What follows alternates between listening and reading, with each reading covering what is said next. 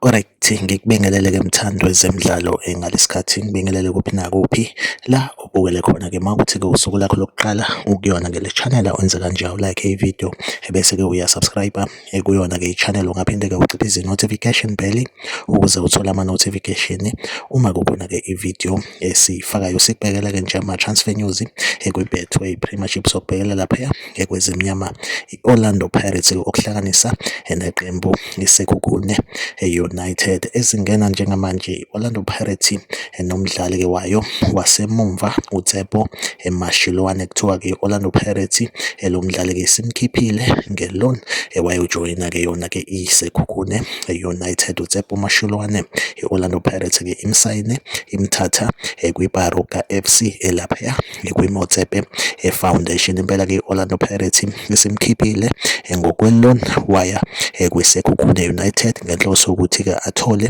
i-game time, kanjalo-ke ne-form ikwazi ukuthi-ke mhlambe mhla imdinga bese-ke iyambuyisa kuyona-ke i-Orlando Pirates-ke. Iyona update nje engiyiphethe-ke njengamanje. Like ividiyo, usubscribe kuyona-ke i-channel. Mina nawe ngizohlezi ngikhona ngikuletheleka ama-transfer news kwi-Betway Premiership. Okwamanje-ke ividiyo yethu asibambe la, nisale kahle.